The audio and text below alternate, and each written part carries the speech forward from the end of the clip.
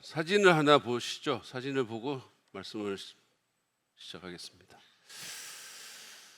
원조 전주식당이 있고 그 옆에 원조 전주식당 본점이 있어요. 그리고 그 옆에 또 뭐가 있냐 하면 원조 전주식당 1호점이 있고 그 다음에 전주식당 1호점이 또 있습니다. 여러분도 이런 식의 원조 경쟁을 벌이는 어떤 식당의 간판들을 보신 적이 있을 겁니다. 그러면 왜 이렇게 원조를 주장하는 걸까요? 원조는 품질과 신뢰성을 인정받기 때문입니다. 그러니까 사람들은 원조는 진짜라고 생각하지만 원조가 아닌 것은 가짜 또는 아류라고 생각을 합니다. 원조가 당연히 품질도 또는 맛도 최고라고 생각하죠. 그러니까 원조를 찾는 겁니다. 교회에도 원조가 있습니다. 제가 이 얘기를 하면 여러분의 머릿속에 떠오르는 교회가 아마 있을 겁니다. 어떤 교회가 떠오르죠? 사랑 믿는 교회? 예루살렘 교회라는 교회가 아마 떠오를 겁니다. 왜냐하면 세계 최초의 교회니까. 그러니까 원조 교회라고 해도 말이 맞는 거죠. 그런데 또 다른 원조 교회가 있습니다. 바로 안디옥 교회라는 교회죠. 이 교회는 세계 최초의 이방인 교회입니다. 우리는 유대인이 아니고 이방인이기 때문에 원조 이방인 교회, 그러니까 결국은 안디옥 교회가 우리의 이방인 교회, 우리의 원조 교회가 되는 거죠. 이 교회는 여러분이 알다시피 대단한 교회였습니다. 1세기 세계 선교의 센터였고 하나님의 강력한 병기였습니다. 이 교회를 통해서 이 교회 때문에 유럽의 복음이 전해졌고 유럽의 교회가 세워진 거죠. 이 교회가 파송한 바울이라는 선교사는 결국은 로마 제국의 심장인 로마의 황실에까지 복음을 전했어요. 그래서 그 중에 몇몇 사람들이 예수를 믿게 되었고 몇백 년이 지나서 300년 정도가 지나서 결국은 로마 제국은 기독교 국가가 됩니다. 이 교회가 그런 교회였었어요. 우리는 오늘 아드 폰테스 세 번째 시간에 원조교회 재방문이라는 제목으로 사도행전 11장 19절부터 30절에 묘사된 이 원조 이방인 교회를 다시 방문해서 살펴보고 이 안디옥 교회처럼 정말 강력한 교회, 하나님께 쓰임받고 강력한 영향력을 미치는 교회가 되기 위해서 우리가 어떻게 해야 할지를 좀 생각해 보기를 원합니다. 먼저 본문 내용부터 간단하게 좀 살펴보고 가도록 하겠습니다. 본문은 9절부터 시작되는데 예루살렘 교회의 7 집사 중에 한 사람이었던 그 스데반이 순교하고 그 핍박으로 인해서 그 순교 후의 핍박으로 인해서 흩어졌던 헬라파 유대인들이 이방 지역에서 전도하는 것을 묘사함으로써 오늘 본문이 시작됩니다. 그들은 이스라엘을 벗어나서, 왜냐하면 이스라엘이 있기가 굉장히 힘들었겠죠. 핍박이 너무 심하니까. 이스라엘을 벗어나서 페니키아와 키프로스 섬과 그리고 안디옥까지 갔습니다. 지도를 한번 보여주시죠. 여기 여러분 보시면 보일지 모르겠는데 여기가 페니키아입니다. 여기 두로 시돈이 있는 시리아의 평야죠. 그리고 키프로스는 지중해 섬인데, 동쪽의 섬인데 여기서부터 한 170km 정도 떨어져 있는 섬입니다. 그리고 그 위에 안디옥이라는 시리아 북단 도시가 있는데 이 사람들이 여기까지 갔다는 거예요. 다소가 여기 있습니다. 사도 바울 고향이죠. 그러니까 예루살렘에서부터 시작해서 이 안디옥까지는 무려 500km 정도가 됩니다. 이 먼 길을 그들이 간 겁니다.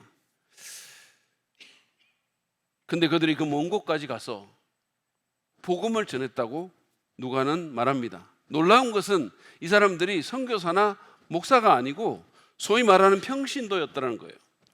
여러분들이 사도행전을 읽어보시면 그 핍박이 일어난 후에 사도들은 다 예루살렘 교회에 남았지만 일반 성도들이 흩어졌다 그렇게 돼 있어요. 핍박으로 쫓겨난 사람들입니다.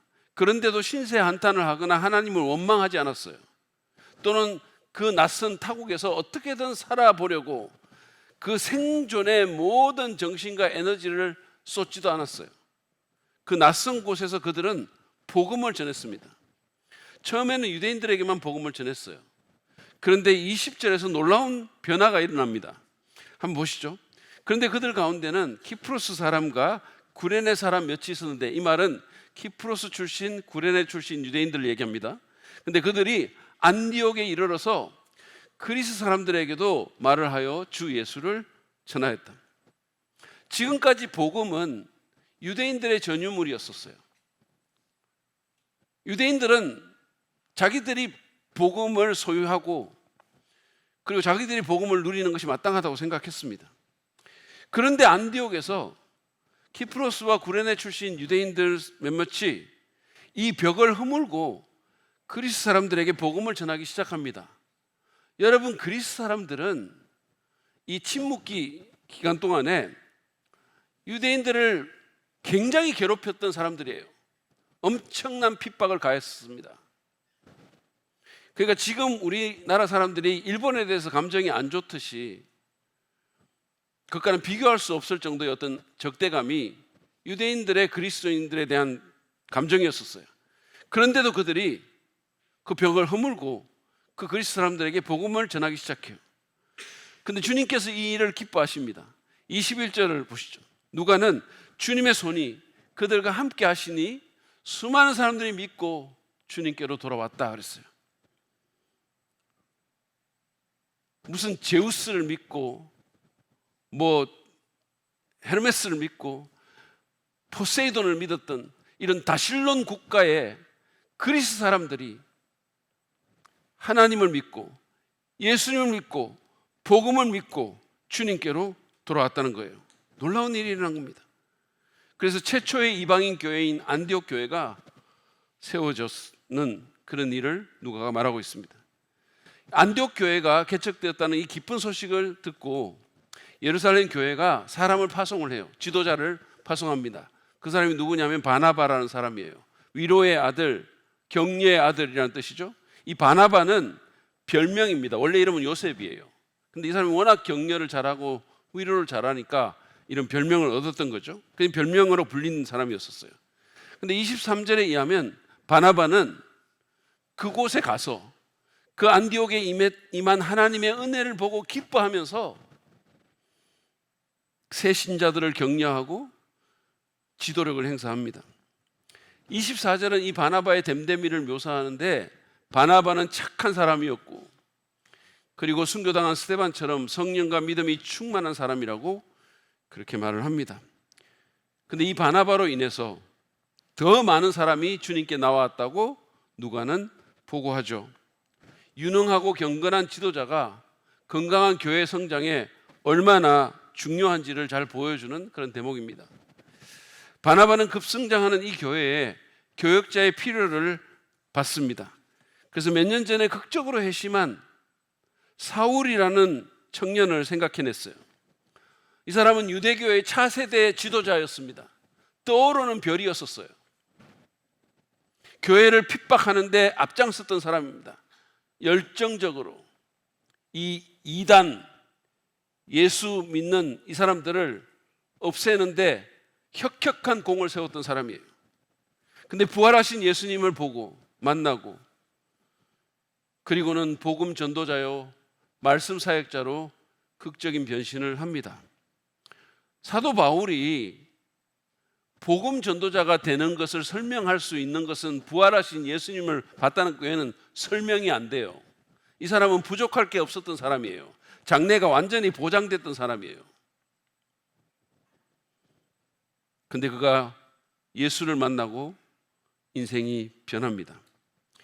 그런데 바나바가 이 사람을 이제 데리고 오는 거예요. 25절에 기록된 것처럼 240km를 북쪽으로 걸어서 다소에 가서 친히 이 사울을 데리고 옵니다. 나중에 바울이 되죠. 이름을 바꿉니다. 근데 이 사울은 지금 최소 한 5년 이상 다소에 머물러 있는 그런 상태입니다. 고린도후서 12장에 기록된 그 셋째 하늘에 올라가서 사람이 감히 말할 수 없는 그런 환상을 봤다는 그 경험이 이 기간 내에 일어났을 것입니다. 26절은 바나바와 바울 또는 사울 이 두 사람이 안디옥에서 했던 사역과 그 사역의 결과를 묘사합니다. 보시죠. 두 사람은 1년 동안 줄곧 거기에 머물면서 교회에서 모임을 가지고 많은 사람을 가르쳤다.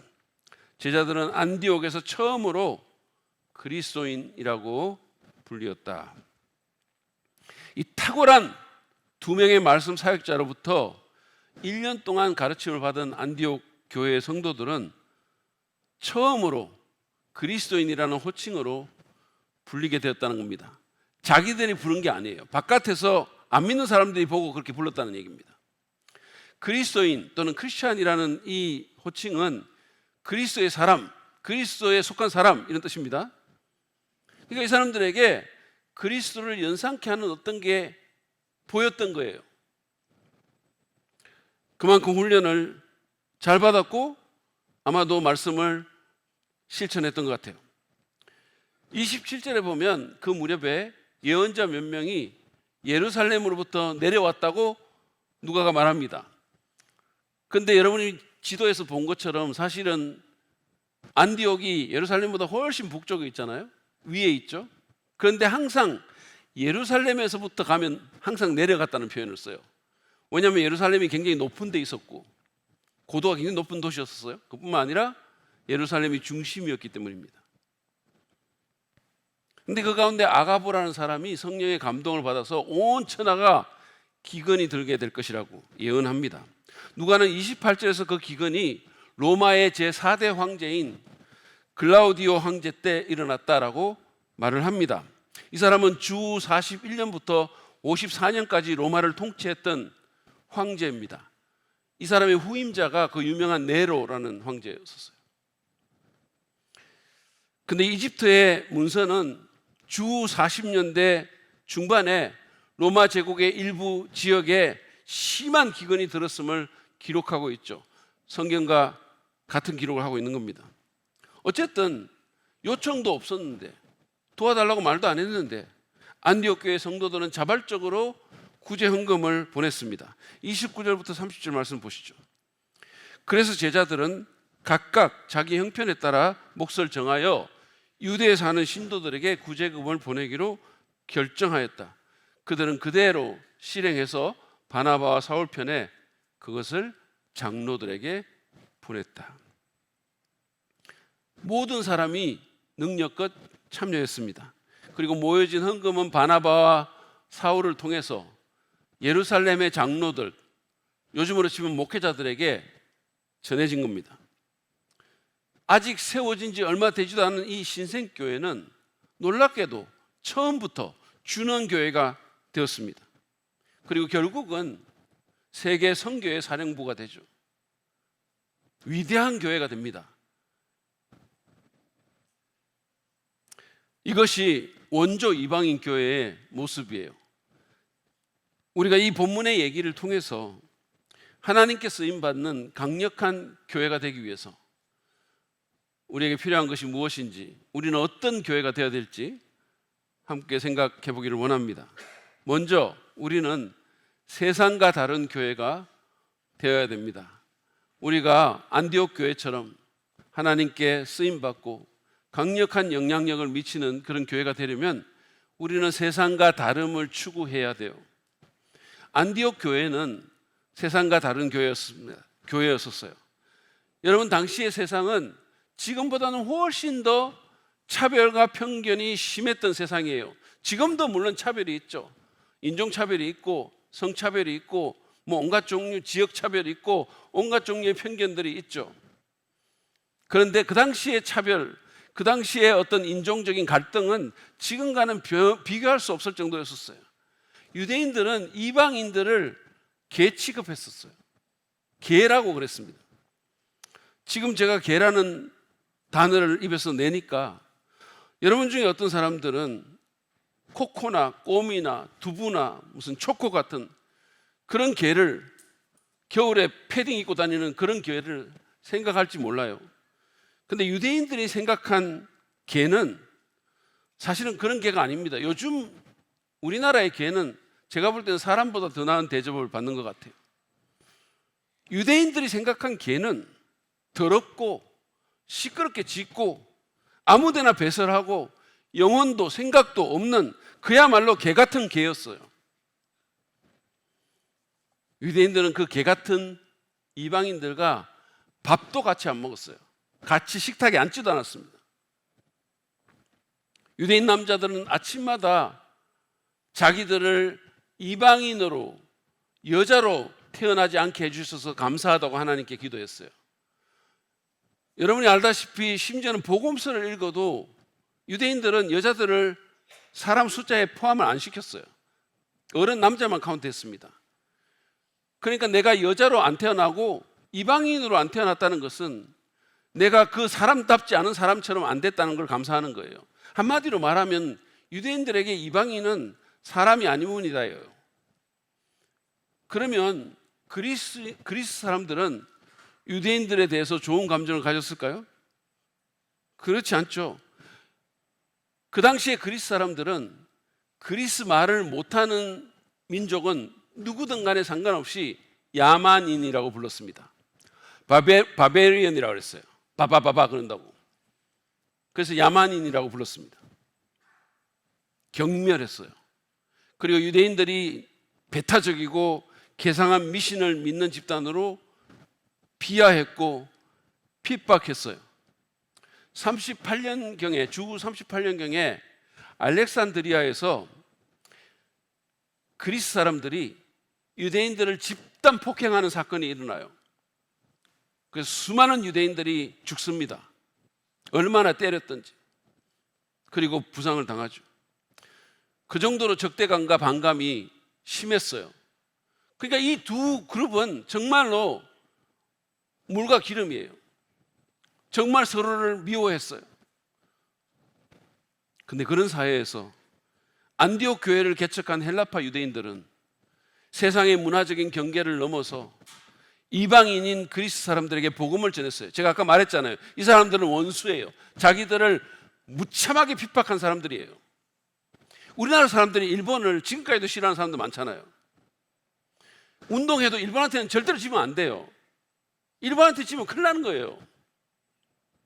그만큼 일본에 대한 어떤 감정이 특별하잖아요. 온 세상에서, 지구상에서 일본을 우습게 보는 나라는 우리밖에 없다 그러잖아요. 근데 우리나라 사람들이 일본을 우습게만 보는 게 아니고 굉장히 미워하죠, 사실은. 많은 사람들이. 그런데 그리스 사람들, 유대인들에게는 그리스 사람들이 우리나라 사람들이 일본에 대해 갖고 있는 감정보다 훨씬 더 심한 적대감이 있었던 거죠. 그런데 그 사람들에게 복음을 전했어요. 그리고 그들과 함께 교회가 돼서, 한 교회 가족이 돼서 손을 잡고 주님 찬양하고 하나님을 섬겼어요. 세상에서는 결코 볼 수 없는 그런 모습이 일어난 겁니다. 더 나아가서 사도행전 13장 1절에 보면 이 안디옥 교회 지도자들의 이름이 나오는데, 그들의 면면을 보면 그 가운데는 흑인도 있고 아프리카 사람도 있고 그리고 유대인도 있고 무슨 왕족도 있고 평민도 있고, 피부색과 사회적 배경과 국적을 뛰어넘는 다양한 사람들이 함께 손을 잡고 한 교회를 이끌고 있었던 거예요. 목양하고 있었던 거예요. 여러분 한번 생각해 보세요. 지금은 우리나라가 뭐 굉장히 문화적으로 다양하잖아요. 문화적인 교류도 많고. 그럼에도 불구하고 만약에 우리 교회에 피부 색깔이 다른 사람들이 여러 명 있다 생각해 보세요. 다른 말을 하는 사람들이 여러 명 있다 한번 생각해 보세요. 그리고 특별히 목회자들 가운데 부목사님은 아프리카에서 왔고, 한번 생각해 보세요. 청년부 전도사님은 저 유럽에서 왔고, 만약에 그렇다고 한번 생각해 보세요. 파격이죠, 파격. 근데 안디옥 교회가 그런 교회였었어요. 세상과는 완전히 다른 모습이었죠. 저희 부부가 지난주 우리 교회 어떤 집사님이 섬겨가지고 신의 악단이라는 영화를 봤어요. 너무 감동적이었고 재미도 있었고, 그래서 여러분에게 강추합니다. 여러분들이 이거 언제 끝날지 모르니까 하여튼 저는 빨리 가서 보셨으면 해요. 목장별로 가도 괜찮다는 생각이 듭니다. 아니면 여러분 자녀들 데리고 가도 괜찮을 것 같아요. 어쨌든 간에 이 영화를 우리가 보고 왔어요. 참고로 오늘 여러분 주보 보시면 그 감사란에 신의 악단 영화를 보고 북한의 소망을이라고 쓴 사람은 저가 아니에요. 제 생각에 북한에서 사역할 윤석호 목사님이 썼을 것 같아요. 아무튼 그 영화는 북한이 외국의 원조를 얻기 위해 가지고, 그래서 북한 보위부 장교와 한 무명 악단이 가짜 부흥회를 준비하는 과정 가운데서 하나님의 은혜가 임하는 거예요. 그래서 진짜 예수를 믿게 되는 그런 실화에 기반한 이야기를 담고 있습니다. 거기 보면 은혜라는 찬송이 나오는데, 모든 것이 은혜 뭐 이런 찬송 있잖아요. 근데 그 찬송을 부르는데 보위부 장교가 듣다가 전투적으로 속도전으로 혁명적으로 부르라고 이렇게 말하는 게 나와요. 그래서 그것을 편곡해가지고 가열차게 열정적으로 혁명적으로 부르는 버전, 재밌는 장면도 나오고, 광야를 지나며라는 노래가 있는데 제가 들어본 것 중에는 최고의 버전인, 정말 잘 부르는 그 노래도 나와요. 근데 가장 제게 감동적이었던 것은 보위부 장교들과 악단이 트럭을 타고 눈길을 가다가 차가 퍼져가지고 고치는 동안 그 하얀 눈밭을 배경으로 주 예수 나의 산소망을 북한군 장교하고 이 사람들이 같이 부르는 그 장면이었어요. 얼마나 추웠겠어요. 그 추위 가운데서, 그 얼어붙은 절망의 땅에서 예수 믿는 사람들을 색출해서 때려잡는 보위부 장교들과 늘 생명의 위협을 느끼면서 숨어서 간신히 성경 보는 그런 지하 교인들이 하나가 돼가지고 주 예수가 우리의 산소망이라고 찬송하는 그런 장면이 거기 나옵니다. 제가 그걸 보면서 예수님은 이런 사람들을 하나로 묶어가지고 이 얼어붙은 절망의 땅에서 소망을 노래하게 하는구나라는 생각이 들어서 눈시울이 뜨거워졌어요. 예수님이 아니면 어디서 그런 모습을 볼 수 있겠습니까? 근데 안디옥 교회가 그랬다는 거예요. 그 이상이라는 거예요. 당시에 세상에서 볼 수 없었던 모습을 연출하고 있었습니다. 반목하고 서로 질시하고 서로 사람 취급도 하지 않는 그런 유대인과 이방인이 하나가 돼서, 한 가족이 돼서 함께 찬송하고 함께 교제하고 함께 밥 먹고 한 하나님을 섬기고 있었던 겁니다. 이처럼 교회는 세상과 달라야 합니다. 세상의 차별을 극복해야 돼요. 세상의 오퍼레이션 시스템인 공로주의나 능력주의가 아니라 은혜가 지배해야 됩니다. 섬김받기보다는 섬기는 자가 리더가 돼야 돼요. 가치관이 달라져야 됩니다. 세상에 잘못된 그 가격표를 떼내고 진짜 소중한 것을 소중히 여기는 그런 공동체가 돼야 돼요. 뿌리 깊은 자기 중심성에서 벗어나서 나보다 남을 낮게 여기고 다른 사람들을 돌아봐야 됩니다. 물질주의의 행포에 휘둘리기를 거부해야 돼요. 적어도 이 공동체만큼은. 분당 우리 교회 개척 일기를 책으로 냈는데 그 책 제목이 세상에 없는 것이라는 제목이었어요. 저는 그 제목이 굉장히 흥미로웠었어요. 세상에 없는 것. 교회는 세상에 없는 것이 돼야 돼요. 세상과 다른 것이 돼야 돼요. 그 책의 뒷표지에 보면 세상에 없는 것 주기 위해서 세상에 없는 것 되려는 떡잎 푸른 교회라는 문구가 있습니다. 교회는 세상에 없는 사랑과 은혜와 복음을 주기 위해서 세상에 없는 공동체가 돼야 됩니다. 세상에서 볼 수 없는 그런 사람들이 돼야 돼요. 세상과 다르게 살아가는, 다른 가치관을 갖고 다른 라이프 스타일로 다른 원리에 의해서 움직이는 그런 공동체가 돼야 됩니다. 그러면 우리는 어떻게 세상과 다른 교회가 될 수 있을까요? 하나는 성령의 충만을 받는 겁니다. 거룩하신 성령의 통제 가운데 들어가면 우리는 세상과 달라질 수 있어요. 내가 육신으로 살면, 예수를 믿어도 육신의 통제를 받고 육신의 컨트롤을 받으면 여전히 육신적인 모습이 나오지만, 거룩하신 성령님, 하늘로부터 오시는 초월적인 그 성령님의 통제 가운데 들어가면 우리가 세상과 달라질 수 있다는 거예요. 우리의 심령이 변화될 수 있다는 거예요. 우리의 코어가 바뀔 수 있다는 겁니다. 다른 하나는 복음의 요구를 삶에서 구현하면 그렇게 될 수 있어요. 본문의 이 유대인들이 여러분 이방인들 그리스도인들에게 복음을 전하고 그들과 함께 교회가 된 것은 바로 복음이 그들을 그렇게 만들었다는 거예요. 복음이 그들에게 그런 요구를 했기 때문입니다. 여러분 복음이 뭡니까? 하나님이 예수 그리스도 안에서 우리의 행위나 공로가 아니라 오직 은혜로 우리를 차별 없이 받아주셨다는 기쁜 소식 아닙니까? 따라서 복음은 우리에게도 다른 사람들을 차별 없이 받아줄 것을 요구합니다. 안디옥 교회 성도들은 그 복음의 요구를 자기들의 삶에서 구현했던 거예요. 비록 인간적으로 감정이 안 좋았고 국가적으로 보면 원수지만 그러나 복음은 하나님이 원수인 죄인인 우리를 받아주셨고 그래서 우리에게도 그렇게 받아주기를 요구하기 때문에 그들이 그 원수인 그리스 사람들에게 건너가서 복음을 전했던 거예요.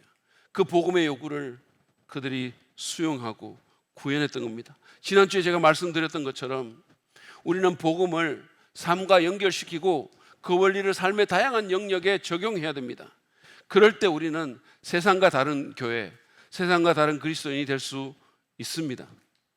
두 번째로 안디옥 교회처럼 하나님께 쓰임받고 강력한 영향을 미치는 교회가 되기 위해서 우리는 말씀을 배우는데 헌신해야 합니다.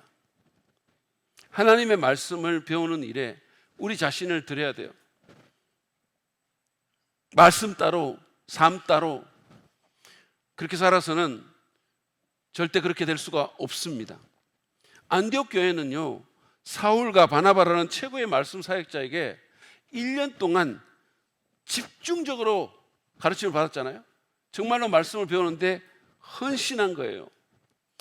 제가 생각할 때 이 누가가 구체적으로 말하고 있지는 않지만 사도행전 2장에서 예루살렘 교회 성도들이 그랬던 것처럼 날마다 아마 배움을 받았을 거라고 생각합니다. 그래서 그들이 교회 역사상 처음으로 그리스도인이라는 그런 별명을 얻었던 겁니다. 오늘날 우리가 이 용어를 굉장히 많이 쓰죠. 사실은 크리스찬, 그리스도인 이런 용어를 믿는 사람한테 쓰잖아요. 근데 그 당시에는 그러지 않았어요. 성경에도 오늘 본문을 포함해서 딱 3군데만 이 그리스도인이라는 그런 표현이 나오고 보통은 제자라고 그러거나 아니면 성도라고 그래요. 어쨌든 이 그리스도인이라는 용어는 헬라어로 크리스티아노스라는 뜻인데 크리스티아노스라는 말인데 이 말의 정확한 뜻이 뭐냐면 그리스도에게 속한 사람들 또는 그리스도를 따르는 사람들 이런 뜻이에요. 사람들이 이 안디옥 교인들에게 이런 이름을 붙인 것은 그리스도를 떠오르게 만드는 무언가가 그들에게 있었기 때문이에요. 그 말은 그들이 말씀 훈련을 잘 받았을 뿐만 아니라 그 말씀을 실천했음을, 그래서 뭔가 다른 모습들이 드러났음을, 뭔가 그리스도를 연상케 하는 예수 닮은 그런 교회의 모습이 드러났음을 짐작해 해주는 겁니다. 원조 안디옥 교회처럼 그렇게 건강하게 성장하고 세상에 선한 영향을 주는 교회와 그리스도인이 되려면 우리는 말씀을 배우는데 헌신해야 됩니다.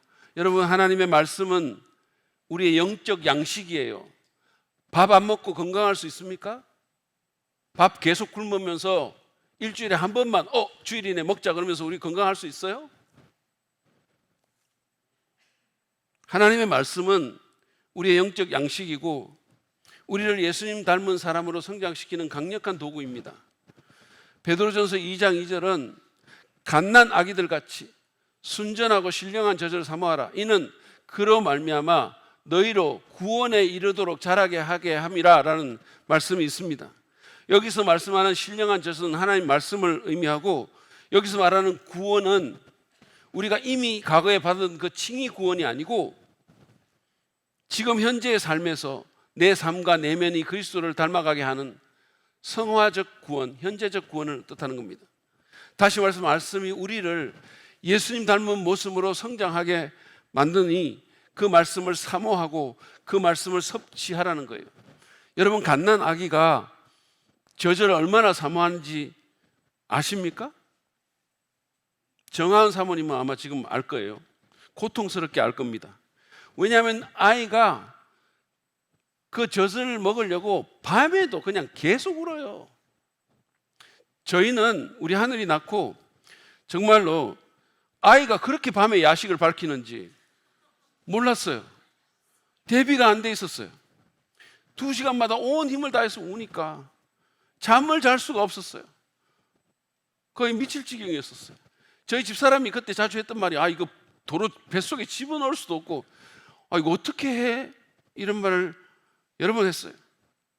그렇지만 하늘이 자신은 모유를 촉촉 빨아먹고 다 먹으면은 캬 소리를 내면서 만족했어요.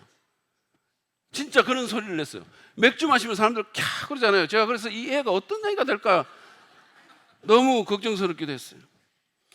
우리가 하나님께 쓰임받는 영향력 있는 교회가 되고 그리스도인이 되려면 우리는 이처럼 열정적으로 하나님 말씀을 배우는데 헌신해야 합니다. 우리 교회 송편 목장에 임소영 자매라고 있어요. 이 자매는 원래는 그냥 명목상의 그리스도인이었던 것 같아요. 그냥 교회는 나가지만 제대로 믿음이 없는 문화적 그리스도인, 명목상의 그리스도인, 그런 사람이었는데 코로나 때 교회를 못 나가니까 잘 됐다 그러면서 코로나 때 교회를 중단한 거예요.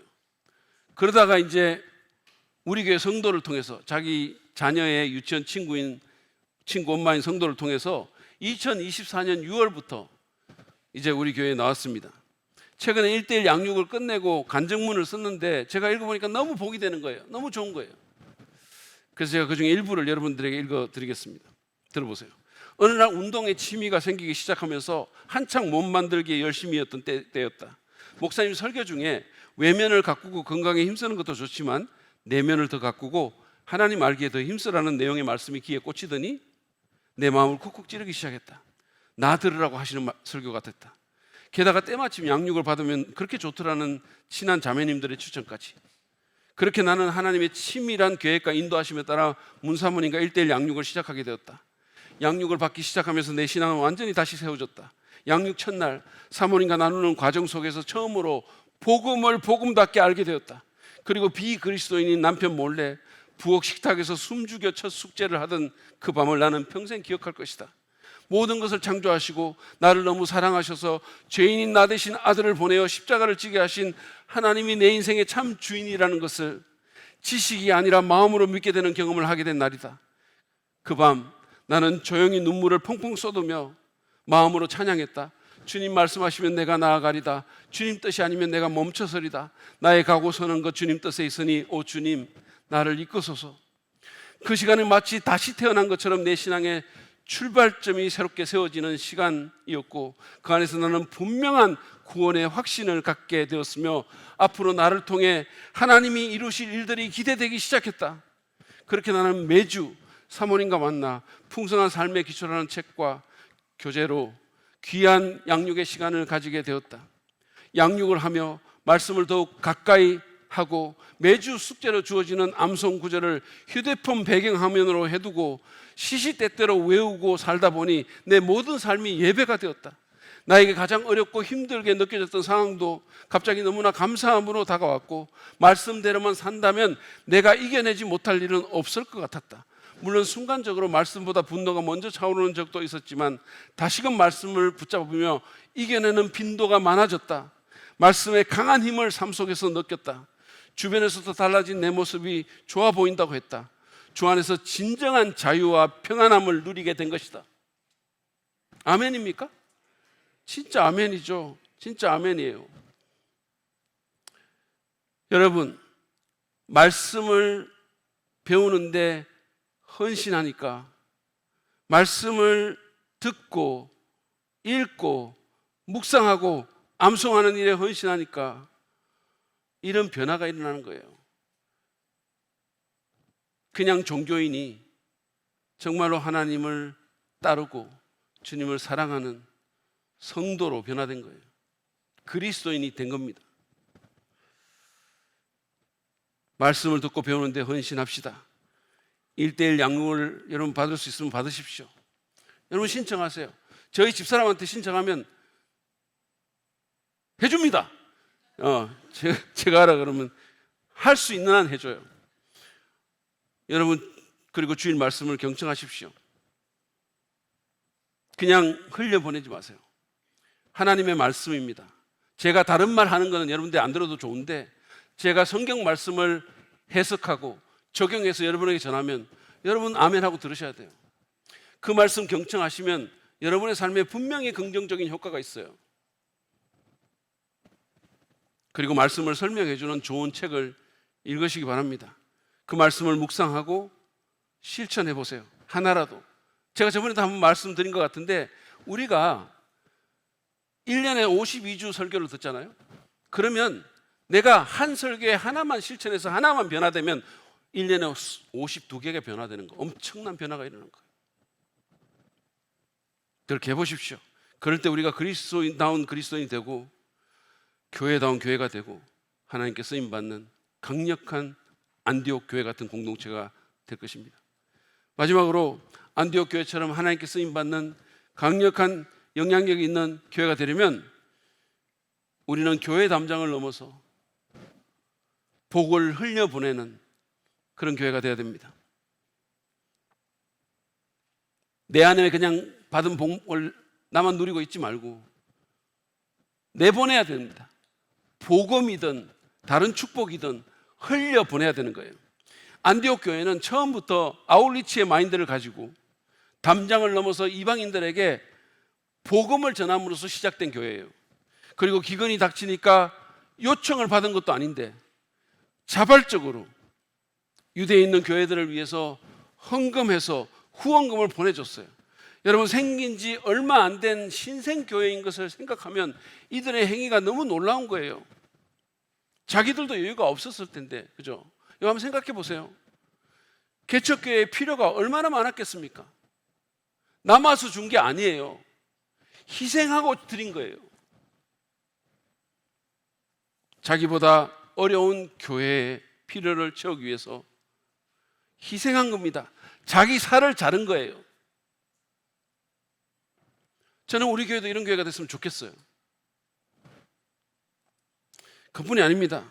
13장에 보면 이 교회는 세계 선교를 위해서 자기 교회의 가장 중요한 지도자 2명을 바깥으로 내보냈어요.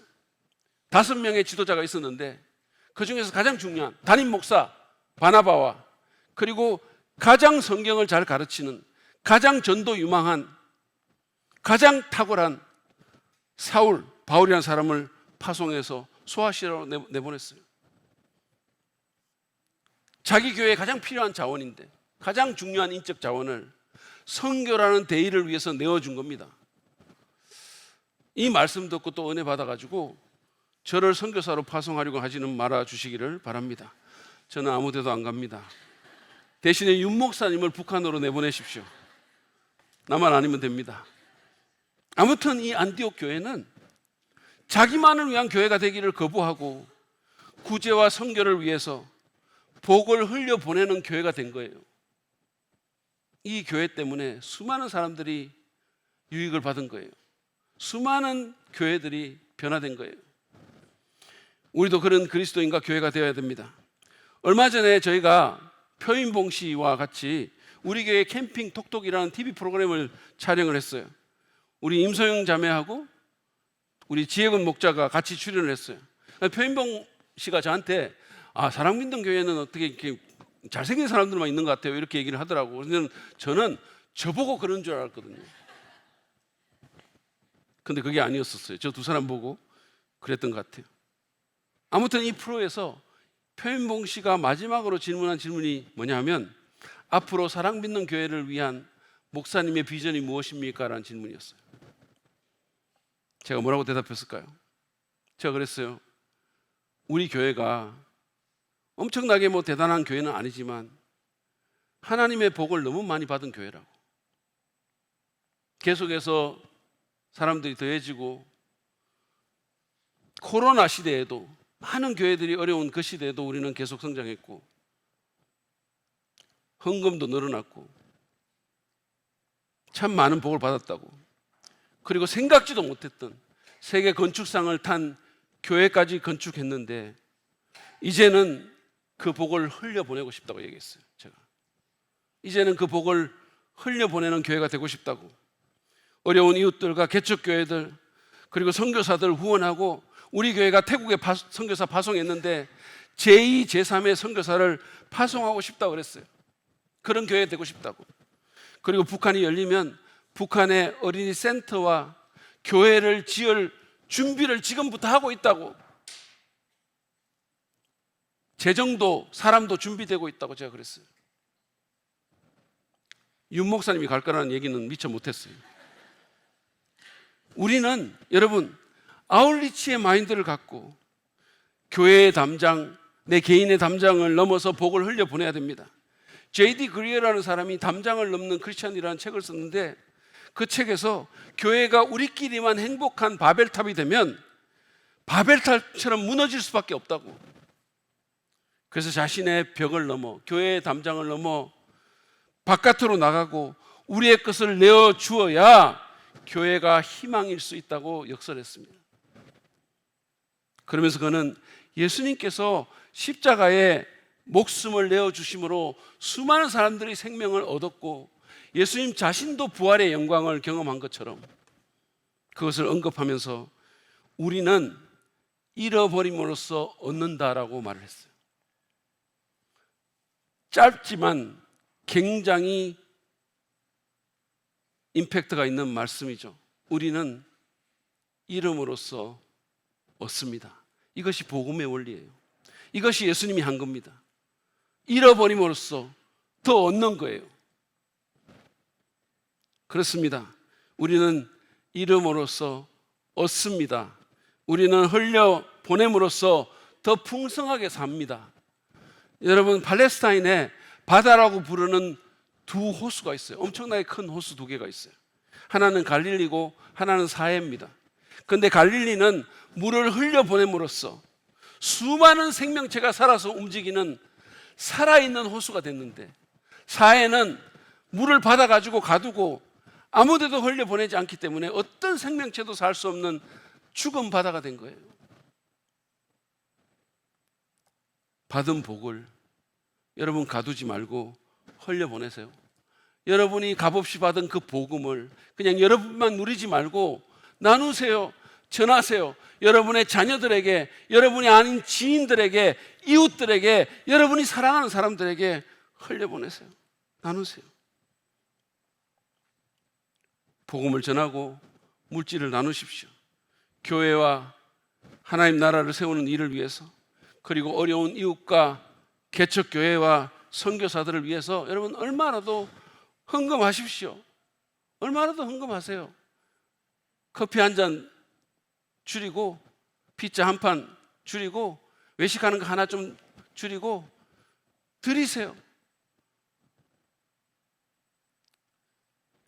여러분, 우리가 어차피 한번 살다가 가는 인생이잖아요. 그죠? 한번 그냥 살다가 가는 거예요. 제가 요즘 이렇게 우리 어머니 아버지 생각을 많이 하거든요. 근데 이렇게 생각해 보면 참 인생이 더덥다라는 생각이 들어요. 오늘 아침에도 제가 새벽에 가서 기도실에 들어가니까 기도실에 들어가면 들어갈 때마다 엄마 아버지 생각이 너무 많이 나요. 왜냐하면 거기서 늘 기도했으니까. 어머니 아버지 건강하게 해달라고, 하나님 은혜 가운데서 여생이 복되게 해달라고 거기서 늘 기도했으니까 기도실 들어가면 그렇게 생각이 나요. 근데 이렇게 생각해 보면 너무 덧없는 거예요. 1년 전만 하더라도 우리 아버지, 어머니 살아계셨는데 이제 안 계시잖아요. 인생이 그런 것 같아요. 기약할 수 없는 거잖아요. 그러니까 여러분, 하나님께서 여러분에게 생명 주시고 여러분 이렇게 뭔가 하나님 나눠주시면서 살아있게 할 때 그때 좀 의미 있는 나눔을 하십시오.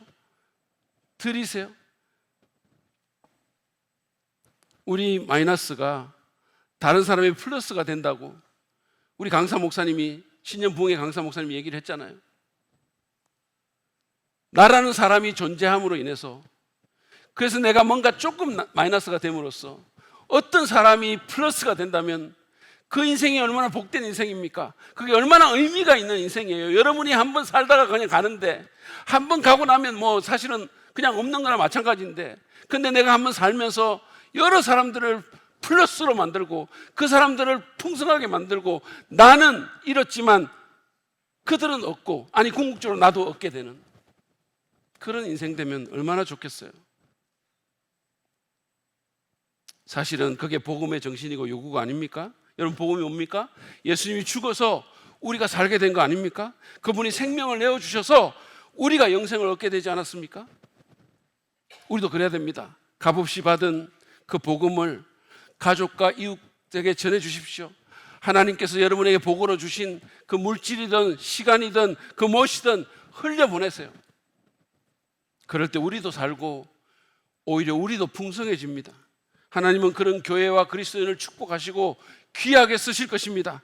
우리 교회가 그런 교회가 될 때 우리는 원조 안디옥 교회처럼 하나님께 쓰임받고 수많은 사람들을 유익하게 만들고 교회를 풍성하게 하고 영향력 있는 그런 공동체가 될 수 있을 것입니다.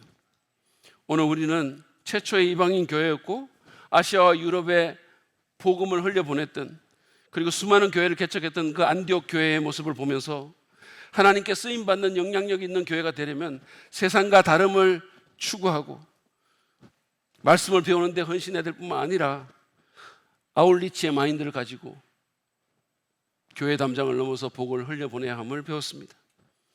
여러분, 그런 교회가 되려면 우리 각자가 그런 그리스도인이 돼야 돼요. 여러분, 우리가 그런 사람이 아닌데 어떻게 교회가 그런 교회가 되겠습니까? 삶 속에서 복음의 요구를 구현함으로써 세상과 다른 성도가 되겠다고, 그리고 말씀을 정말 배우는 데 열심히 헌신함으로써 예수님 닮은 모습을 보이겠다고, 그리고 주님이 주신 복을 나만 누리는 것이 아니라 바깥으로 흘려보내서 누군가를 풍성하게 하고 나도 살겠다고 그렇게 결단하면서 기도합시다. 그리고 그렇게 함으로써 정말 교회다운 교회를 세우는 일에 쓰임받는 인생 되게 해달라고 여러분 간구하십시오. 저는 개인적으로 뭐 목사든 평신도든 상관없어요. 어떤 한 사람이 교회다운 교회를 세우는데 자신의 인생을 투자하는 것만큼 값지고 의미 있는 인생이 없다고 생각해요. 왜냐하면 교회는 하나님의 핏값으로 사신 보배고 하나님의 비밀 병기고 세상의 희망이기 때문이에요. 빌 하이벌스가 말한 것처럼 교회가 교회다울 때 그 어떤 것도 교회를 대체할 수가 없어요. 우리 교회가 안디옥 교회와 같은 교회로 세워지는 일에 여러분 삶을 한번 투자해 보십시오. 그 인생은 절대로 헛되지 않을 것입니다. 하나님의 손에 붙들려서 영원한 하나님 나라의 확장과 세상의 희망이 되는 건강한 교회를 세우는 일에 쓰임받는 축복이 여러분 모두에게 임하기를 간절히 바랍니다.